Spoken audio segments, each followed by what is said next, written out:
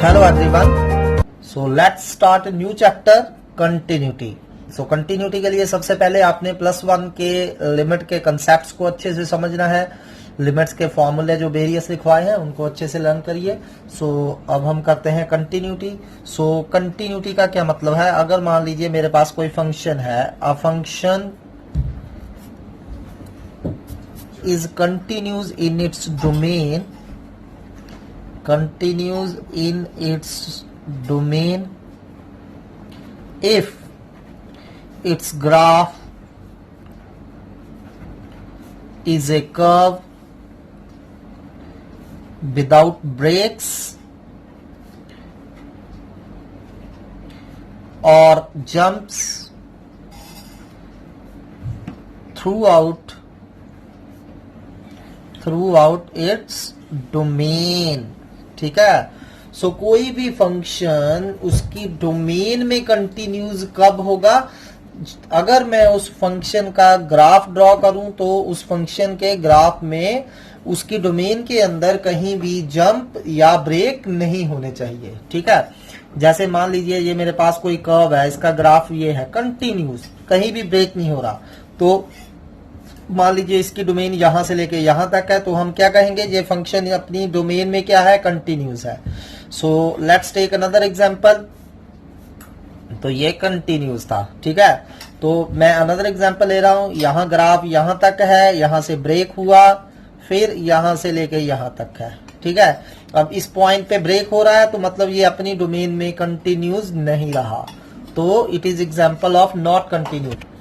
तो ये फंक्शन क्योंकि यहाँ ब्रेक है, ये कंटिन्यूस नहीं है. जैसे ये देखिए, ये फंक्शन भी ब्रेक हो रहा है. ठीक है. यहां से लेके यहां तक है, then there is a break. ठीक है. Then again break. सो ये क्या है? ये कंटिन्यूस नहीं है. This is not a continuous function. This is our continuous function. ठीक है. This is again our continuous function. What about sine curve? अब साइन कर्व आपको पता ही है कैसी होती है. ठीक है. तो साइन कर्व कंटिन्यूस होगी या नहीं होगी? तो ये हमारी साइन कर्व है. ठीक है. तो sine curve is a continuous curve, क्योंकि कहीं भी इसमें कोई ब्रेक नहीं आ रही है, कंटिन्यूस होती है, कहीं जंप नहीं है, कहीं ब्रेक नहीं है. Similarly cosine curve is also continuous through out its domain. ठीक. लेकिन टेंजेंट कर्व आपको पता ही है, tan 90 इज नॉट डिफाइंड, यहाँ ब्रेक हो जाएगी. ठीक है. सो इस तरह का होता है, देयर आर ब्रेक्स. सो ये टेंजेंट कर्व जो है हमारी पूरी की पूरी कंटिन्यूस कर्व नहीं है. ठीक. Next is continuity at a point. सबसे पहले हम इसी से डील करेंगे, कंटिन्यूटी एट ए पॉइंट.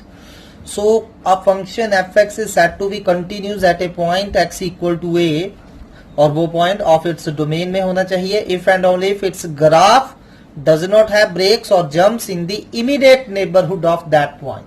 ठीक है. यदि कि कोई भी पॉइंट है, उस पॉइंट पे आप कंटिन्यूटी चेक करने जा रहे हो, तो उस पॉइंट की नेबरहुड में, नेबरहुड मतलब बहुत स्मॉल एरिया उस पॉइंट के ऑल अराउंड, तो वहां ग्राफ ब्रेक नहीं होना चाहिए. जैसे मान लीजिए ये मैंने x equal to a point लिया और ये कर्व है. ठीक. तो ये कर्व स्मूथली पास हो रही है इंक्लूडिंग दिस पॉइंट. ठीक है. तो हम क्या कहेंगे? It is continuous at x equal to a. जैसे अनदर एग्जांपल लीजिए, मान लीजिए मैंने ये x equal to a point है, यहाँ कर्व होलो सर्कल है. होलो सर्कल मतलब यहाँ कर्व कोई वैल्यू नहीं ले रही. तो कर्व यहाँ थी, फिर जंप होके यहाँ आ गई, तो a की नेबरहुड में देयर आर ब्रेक्स. ठीक. सो ये फंक्शन जो है a equal to x equal to a पर कंटिन्यूज नहीं है. So here is not continuous at x equal to a. अब ये तो था बायोग्राफिकल. ठीक है. आपको अगर ग्राफ्स की दी हुई हो तो आपको पूछा जा सकता है कि ये फंक्शन कंटिन्यूस है या नहीं है. अगर तो आपको ब्रेक नजर आ रहे हैं, जंप्स नजर आ रहे हैं, तो वो कंटिन्यूस नहीं है. अगर वो स्मूथ कर्व है, कंटिन्यूसली कर्व चल रही है, तो वो कर्व क्या होगी? कंटिन्यूस होगी. ठीक. तो चलिए अब हम थ्योरेटिकली कैसे चेक करेंगे कि कोई कर्व कंटिन्यूस है या नहीं है. सो चलिए अब थ्योरेटिकली कैसे चेक करेंगे. So a function f x is said to be continuous at point set to be continuous at point x equal to a of its domain ठीक है, किसी भी ए पॉइंट पे कोई फंक्शन कंटिन्यूस कब होगा, इफ एंड ओनली इफ अगर उस ए पॉइंट पे फंक्शन की लिमिट, अब लिमिट आपको निकालनी आती है, +1 में ऑलरेडी हमने करी है, ठीक है, उस ए पॉइंट पे फंक्शन की लिमिट और ए पॉइंट पे फंक्शन की value, these must be equal, ठीक है, ए पॉइंट पे फंक्शन की लिमिट और ए पॉइंट पे फंक्शन की वैल्यू ये दोनों इक्वल हो तो हम क्या कहेंगे, फंक्शन कंटिन्यूस है। अगर इक्वल ना हो तो फंक्शन कंटिन्यूस नहीं है। ठीक, इन सम केसेस, कुछ सम ऐसे हैं, ठीक है, खास करके कौन कौन से, मॉड वाला, ठीक है, मॉडुलस वाला कोई भी सम आ जाए, ग्रेटेस्ट इंटीजर वाला कोई भी सम आ जाए, लेस देन ग्रेटर देन वाला सम आ जाए, या e⁻1/x वाला सम आ जाए, ये 4 टाइप्स +1 में भी मैंने आपको करवाई थी। ये 4 टाइप्स, मॉड वाला सम हो, ग्रेटेस्ट इंटीजर वाला सम हो, लेस देन ग्रेटर देन वाला सम हो, e⁻1/x वाला सम हो, तो इन 4 केसेस में फंक्शन कंटिन्यूस कब होगा, अगर a पर लेफ्ट लिमिट और a पर राइट लिमिट और फंक्शन की वैल्यू तीनों इक्वल होंगी। ठीक है, अगर ये तीनों इक्वल होंगे तो हम क्या कहेंगे, फंक्शन क्या है, उस पॉइंट पे कंटिन्यूस है। तो आपने लेफ्ट लिमिट और राइट लिमिट कौन से वाले केसेस में निकालनी है, मॉडुलस वाला, ग्रेटेस्ट इंटीजर वाला, लेस देन ग्रेटर देन वाला, या e⁻1/x वाला सम। इन 4 केसेस, इनमें से कोई भी सम आ जाता है, you need to find left limit as well as right limit. So in that case left limit must equal to right limit must equal to f of a। ठीक, तो अगर ये तीनों इक्वल होंगे तो देन हम क्या कहेंगे, fx is continuous। अगर इन चारों के अलावा कोई सम है तो सिंपली a पॉइंट पे लिमिट निकालिए और a पॉइंट पे फंक्शन की वैल्यू निकालिए, they must be equal to be continuous at x equal to a। ठीक, अगर fx इज नॉट कंटिन्यूस हो, fx is not continuous at x equal to a, continuous at x equal to a, then it is said to be, तो फिर हम इसको क्या बोलते हैं, डिसकंटिन्यूस। ठीक है, then it is said to be discontinuous at x equal to 0। तो हम क्या कहेंगे, ये फंक्शन क्या है, डिसकंटिन्यूस है at x equal to a।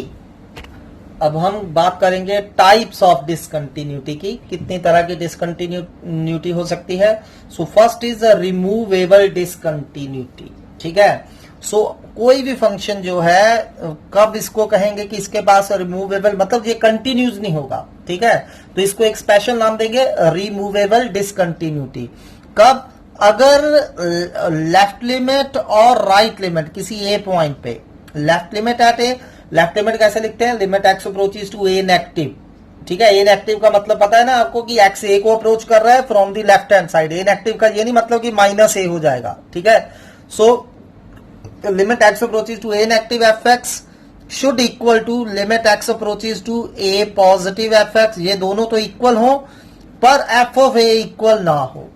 ठीक है, तो इस केस में ये डिसकंटिन्यूस होगा, लेकिन इसे एक स्पेशल नाम दिया जाएगा, क्या, रिमूवेबल डिसकंटिन्यूटी। ठीक है, सेकंड उसको बोलते हैं हम रिमूवेबल ऑफ फर्स्ट काइंड, ये नाम ही है इनके। ठीक है, removable of first kind, removable या discontinuity of first kind, sorry, second है discontinuity of first kind, discontinuity of first kind, इसका नेम ही ऐसा है। ठीक है, कब होगा डिसकंटिन्यूटी ऑफ फर्स्ट काइंड, अगर क्या होगा, left limit not equal to right limit आ जाए।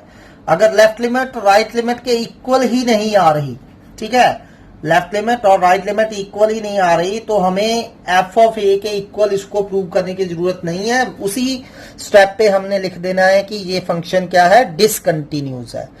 ठीक, अगर लेफ्ट लिमिट और राइट लिमिट आपस में इक्वल नहीं है तो ये फंक्शन क्या होगा, डिसकंटिन्यूस होगा, और इसे हम कहेंगे डिसकंटिन्यूटी ऑफ फर्स्ट काइंड। ठीक है, third is the discontinuity of second kind. बस 3 टाइप्स होती हैं इसकी। Third is discontinuity of second kind. ठीक है, so discontinuity of second kind क्या होती है, अगर if limit x approaches to a negative fx और limit x approaches to a positive fx or both does not exist, or both does not exist, अगर इन दोनों में से या दोनों या कोई एक एग्जिस्ट ना करे, जैसे आप मान लीजिए मॉड वाला सम है या ग्रेटेस्ट इंटीजर वाला सम है, आप सबसे पहले लेफ्ट लिमिट निकालते हैं, limit x approaches to a negative f x निकालते हैं और वो एग्जिस्ट नहीं करता, तो बस उसी केस पे वहीं आपने उसको रोक देना और लिख देना है this function is not continuous. ठीक है, तो इस तरह की डिसकंटिन्यूटी को हम क्या बोलते हैं, डिसकंटिन्यूटी ऑफ सेकेंड काइंड। ठीक, सो तीन तरह की डिसकंटिन्यूटी होती है, फर्स्ट रिमूवेबल डिसकंटिन्यूटी, और ये जो है तीनों तरह की डिसकंटिन्यूटी कब होंगी, जब हमें लेफ्ट लिमिट और राइट लिमिट दोनों निकालनी पड़े। ठीक, सो रिमूवेबल डिसकंटिन्यूटी में क्या होगा, लेफ्ट लिमिट और राइट लिमिट तो इक्वल होंगी लेकिन एफ ऑफ ए इक्वल नहीं होगा, तो ये डिसकंटिन्यूस होगा, और इस तरह की डिसकंटिन्यूटी को रिमूवेबल डिसकंटिन्यूटी बोलते हैं।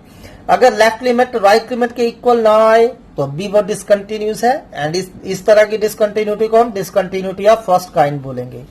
अगर लेफ्ट लिमिट या राइट लिमिट या दोनों ही एग्जिस्ट ना करे, ठीक है, तो इस again it is discontinuous and will be known as discontinuity of second kind. So next है algebra of continuous function.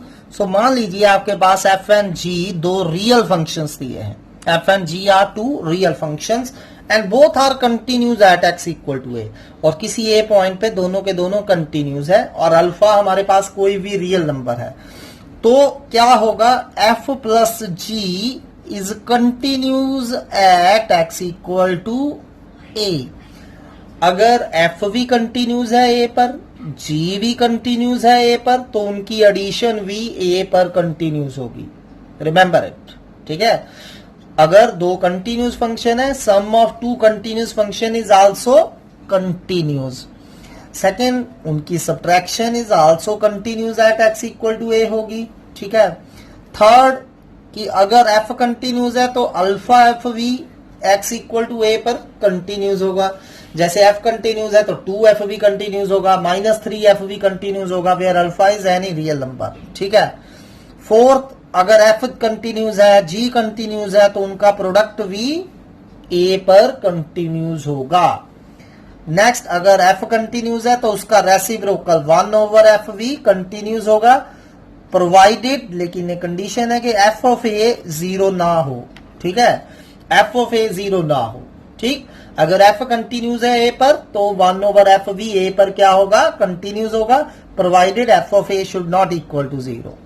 Similarly अगर एफ कंटिन्यूस है, जी कंटिन्यूस है, तो एफ ओवर जी भी कंटिन्यूस होगा, provided g of a should not equal to zero. ठीक है, provided g of a should not equal to zero. तो ये हमने रिजल्ट याद रखने हैं, दो कंटिन्यूस फंक्शन का सम, सब्ट्रैक्शन, प्रोडक्ट, स्केलर प्रोडक्ट, सारे के सारे कंटिन्यूस होंगे, कोशेंट भी कंटिन्यूस होगा, बशर्ते के नीचे वाला फंक्शन जो है जी, जैसे एफ ऑफ जी लिखा है तो जी जो है ए पॉइंट पे जीरो ना हो। ठीक है, तो ये हमने रिजल्ट्स यूज करने हैं। सो चलिए सम स्टार्ट करते हैं कंटिन्यूटी के। इन सम्स के लिए कुछ नहीं है, बस मेन चीज क्या है, आपको लिमिट निकालनी है। तो लिमिट आपने +1 में अच्छे से सीखी है, तो बस वो लिमिट निकालनी है, फंक्शन की वैल्यू निकालनी है उस पॉइंट पे, अगर तो इक्वल आ गए तो कंटिन्यूस है, नहीं आए तो डिसकंटिन्यूस है।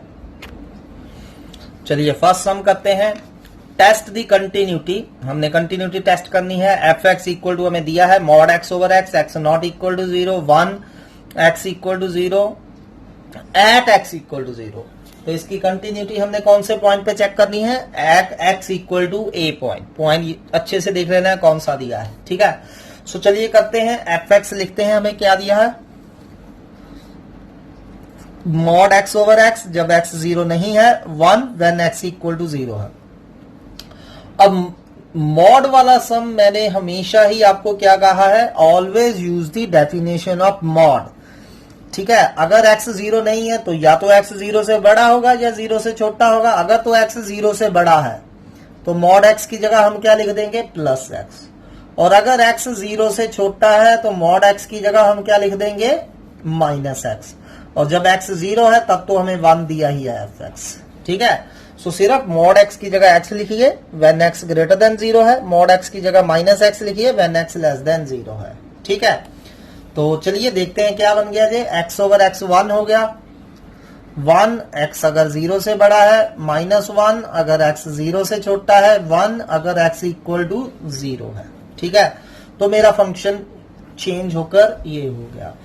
अब लेस देन ग्रेटर देन वाला सम है या मॉड वाला सम है, तो मैंने आपको बताया है कि जिस भी पॉइंट पे हमने कंटिन्यूटी चेक करनी है तो हमें क्या करना है, लेफ्ट लिमिट और राइट लिमिट दोनों फाइंड करने हैं उस पॉइंट पे। ठीक है, सो चलिए first of all we will find the left limit. So left hand limit कौन से पॉइंट पे, x इक्वल टू 0 पे, तो x तो कैसे लिखेंगे, limit x approaches to 0 negative. ठीक है, 0 पे लेफ्ट हैंड लिमिट कैसे लिखेंगे, limit x approaches to 0 negative fx। ठीक है, तो चलिए करते हैं इसको सॉल्व। अब 0 नेगेटिव का मतलब x 0 से छोटा है, तो जब x 0 से छोटा है ये दिख रहा है आपको, तब fx की वैल्यू हमने क्या यूज करनी है, -1, तो fx की जगह -1 डाल दीजिए। ठीक है, अब करना क्या है, लिमिट x अप्रोचेस टू चाहे 0 नेगेटिव हो 0 पॉजिटिव हो, पुट हमने x इक्वल टू 0 ही करना होता है। लेकिन पुट करने से पहले हमने देखना है डिनोमिनेटर में 0 ना बने, रूट में नेगेटिव ना बने, यही बताया था +1 में। ठीक है, तो अगर ये दो चीजें हो रही हैं तो ट्राई टू सॉल्व दैट। ठीक, लेकिन यहां मैं क्या देख रहा हूं, मेरे पास सिर्फ कांस्टेंट फंक्शन आ रहा है, इसमें कोई x नहीं है, तो इस लिमिट का आंसर कितना आ जाएगा, -1 ही आ जाएगा। ठीक है, तो हमारी लेफ्ट हैंड लिमिट -1 आ चुकी है। Now let's find the right hand limit. So limit x approaches to 0 positive fx। So limit x approaches to 0 positive का मतलब क्या है, x 0 से बड़ा है। जब x 0 से बड़ा है, fx की वैल्यू कितनी है, 1, तो fx की जगह 1 लिख देते हैं, तो ये कितना आ गया हमारा, 1 आ गया।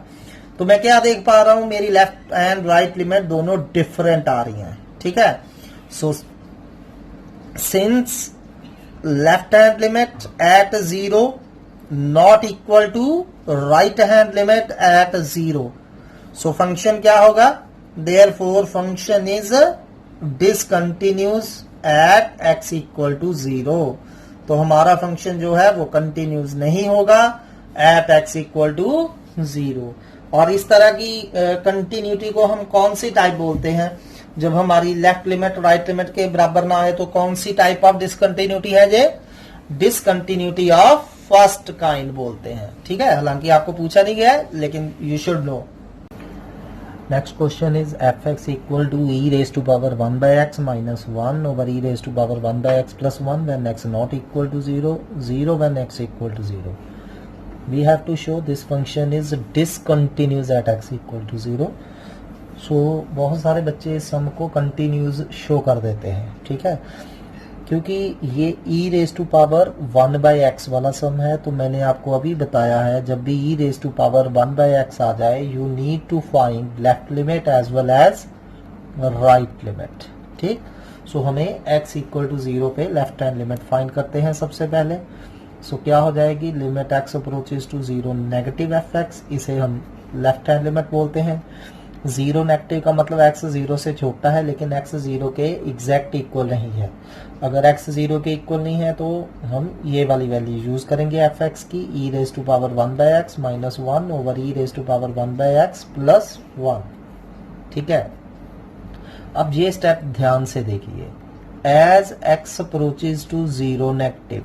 ठीक है, x अप्रोचेस टू 0 नेगेटिव मतलब x ऑलमोस्ट 0 के इक्वल है, बट विद नेगेटिव साइन, 0 से छोटा है, एंड 0 से छोटे नंबर नेगेटिव होते हैं। ठीक, तो इन दिस केस क्या होगा, 1 बाई एक्स किसको अप्रोच करेगा, माइनस इन्फिनिटी को।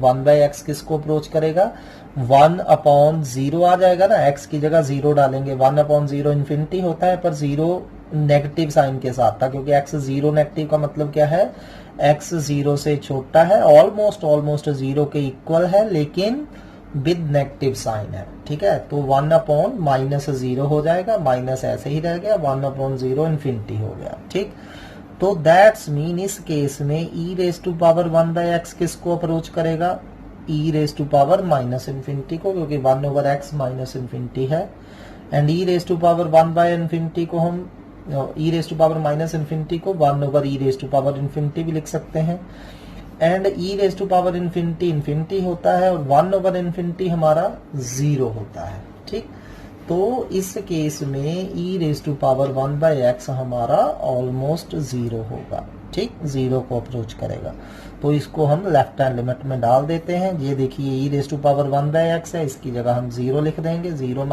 1 ओवर 0 + 1 कितना आ रहा है, -1। ठीक है, दोबारा से समझिए इसको। x अप्रोचेस टू 0 नेगेटिव है, x 0 है विद नेगेटिव साइन, तो 1/-0 आ जाएगा। 1/-0 माइनस ऐसे ही रह गया, 1/0 इन्फिनिटी हो गया, माइनस इन्फिनिटी हो गया। तो इस केस में E raise to power 1/x क्या हो जाएगा, E raise to power minus infinity, जिसको हम 1 over E raise to power infinity भी लिख सकते हैं। E raise to power infinity infinity होता है, 1 ओवर इन्फिनिटी 0 हो गया। तो लेफ्ट हैंड लिमिट यहाँ पुट कर दीजिए, क्या आ जाएगी, 0 - 1 ओवर 0 + 1। चलिए अब इसकी राइट हैंड लिमिट निकालते हैं 0 पे। So limit x approaches to 0 positive fx। ठीक है, तो ये आ गया हमारा। तो इसमें fx की वैल्यू डालिए। fx हमारा क्या है, फिर से e raise to power 1/x - 1 over e raise to power 1/x + 1। ठीक, अब देखिए x अप्रोचेस टू 0 पॉजिटिव का मतलब x 0 से बड़ा है, मतलब 0 विद पॉजिटिव साइन है।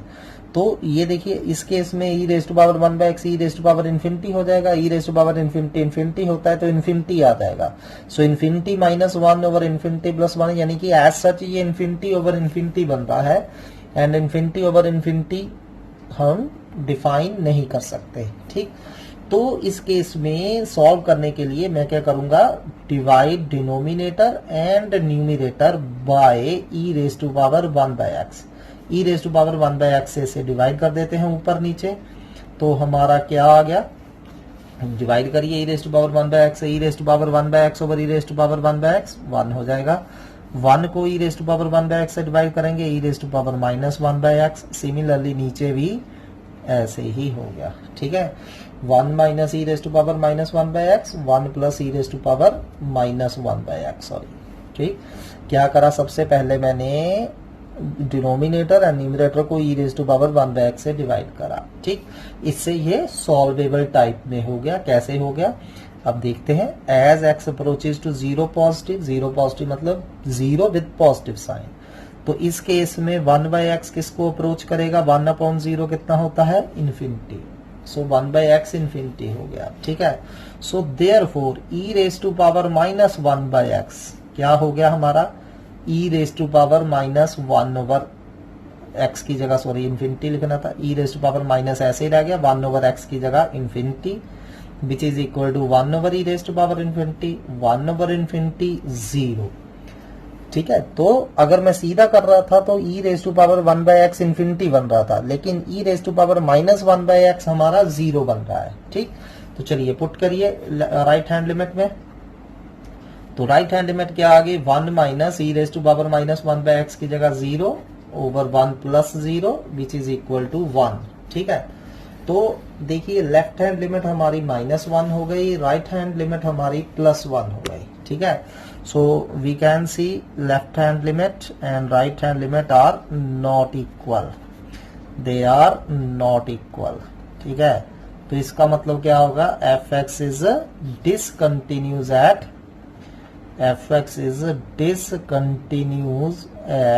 x इक्वल टू 0, तो fx हमारा कंटिन्यूस नहीं है। चलिए नेक्स्ट हम करते हैं। fx हमें दिया है 1/2 - x 0 less than equal to x less than half, 1 when x equal to half, 3/2 - x when x क्या है 1/2 less than x less than equal to 1। तो इसकी हमने कंटिन्यूटी चेक करनी है at x equal to half. अब x equal to half पे मैं क्या देख रहा हूं, जब x लेस देन हाफ है तो फंक्शन की वैल्यू कुछ और है, x ग्रेटर देन हाफ है तो फंक्शन की वैल्यू कुछ और है। तो that's mean in this case we need to find what we need to find left limit at x equal to half and right limit at x equal to half. तो चलिए left hand limit find करते हैं। Limit x approaches to 1/2 negative fx, क्योंकि 1/2 पे हमने left limit निकालनी है तो 1/2 नेगेटिव लिख देंगे। तो 1/2 नेगेटिव का मतलब x 1/2 से छोटा है। तो जब x 1/2 से स्मॉलर है fx की वैल्यू कितनी है 1/2 माइनस x। तो जैसा कि मैंने आपको बताया है कि चाहे 1/2 नेगेटिव हो चाहे 1/2 पॉजिटिव हो, पुट हमने x इक्वल टू 1/2 ही करना है, बस डिनोमिनेटर में 0 ना बने, रूट में नेगेटिव ना बने। ठीक, तो पुट x इक्वल टू 1/2, तो यहां हम x की जगह 1/2 पुट कर देते हैं। तो 1/2 माइनस 1/2 कितना आ गया 0। तो मैं क्या देख पा रहा हूं, मेरी लेफ्ट हैंड लिमिट 0 आ रही है। ठीक है, तो चलिए अब राइट हैंड लिमिट की बात करते हैं। राइट हैंड लिमिट क्या हो जाएगी, limit x approaches to 1/2 positive fx। तो 1/2 पॉजिटिव का मतलब क्या है, x 1/2 से बड़ा है। तो ये रहा x ग्रेटर देन 1/2, तब fx की वैल्यू कितनी है 3/2 माइनस x। अगेन पुट क्या करना पड़ेगा हमें x की जगह, x 1/2 पॉजिटिव मतलब पुट हमने x की जगह 1/2 ही करना है। तो 3/2 माइनस 1/2 हमारा 1 आ गया। तो हम क्या देख पा रहे हैं कि 1/2 पे लेफ्ट लिमिट एंड 1/2 पे right limit they are not equal. ठीक है, if they are not equal तो मतलब fx is discontinuous at x equal to half. Next sum is important one. Discuss continuity of fx equal to x minus 1 modulus plus x minus 2 modulus at x equal to 1 and x equal to 2. ठीक है, तो fx हमें दिया है x minus 1 modulus plus x minus 2 modulus. ठीक है, जब ऐसे मॉड में टर्म्स आपस में प्लस या माइनस में हो तो आपने मॉडुलस की डेफिनेशन यूज करनी है, जैसा कि हम कर रहे हैं। मॉड के अंदर कौन कौन सी टर्म है, एक x माइनस 1 है, x माइनस 1 से x की वैल्यू कितनी आ जाएगी 1, और दूसरी वैल्यू x माइनस 2 है, यहां से x की वैल्यू 2 आ जाएगी। ठीक है, तो 1 2 ये दो वैल्यूज है, इनको रियल लाइन पे लोकेट कर लीजिए। अब जब आपने ये जितने भी अगर 3 है तो 3 वैल्यूज होंगी, उन तीनों को रियल लाइन पे लोकेट कर लीजिए, छोटी उससे बड़ी लाइक दैट। ठीक, तो अब ये रियल लाइन को 3 पार्ट्स में डिवाइड कर रही हैं। एक x 1 से छोटा है, एक 1 और 2 के बीच में है, और एक 2 से बड़ा है। तो अब आपने इन तीनों पे fx की वैल्यू फाइंड करनी है। तो चलिए पहला, अब ये तो बताइए ना x माइनस 1 का मॉड पॉजिटिव होगा अगर x 1 से बड़ा होगा। ठीक है, अगर x 1 से छोटा है तो ये नेगेटिव होगा। x माइनस 2 का मॉड नेगेटिव होगा अगर x 2 से छोटा है, पॉजिटिव होगा 2 या 2 से बड़ा है। दोबारा सुन लीजिए, x माइनस 1 का मॉड 1 से छोटी वैल्यू के लिए नेगेटिव होगा, 1 या 1 से बड़ी वैल्यू के लिए पॉजिटिव होगा। x माइनस 2 का मॉड 2 से छोटी वैल्यूज के लिए नेगेटिव होगा, 2 या 2 से बड़ी वैल्यूज के लिए पॉजिटिव होगा। ठीक, तो चलिए करते हैं।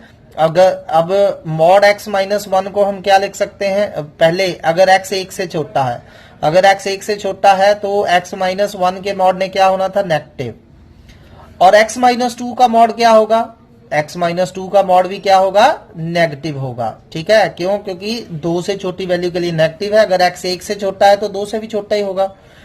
नेक्स्ट दूसरा, अगर x 1 और 2 के बीच में है, 1 less than equal to x less than 2, तो अगर x 1 और 2 के बीच में है तो x माइनस 1 का मॉड पॉजिटिव हो जाएगा, पर x माइनस 2 का मॉड अगेन नेगेटिव ही रहेगा। ठीक है, फिर थर्ड, x 2 या 2 से बड़ा है, उस टाइम x 2 से बड़ा है तो 1 से ऑब्वियसली बड़ा है, उस टाइम x माइनस 1 भी पॉजिटिव होगा, x माइनस 2 भी पॉजिटिव होगा। ठीक है, देखिए यहाँ x माइनस 1 है मॉड के अंदर, यहां से x की वैल्यू 1 आ रही है, यहां से x की वैल्यू 2 आ रही है।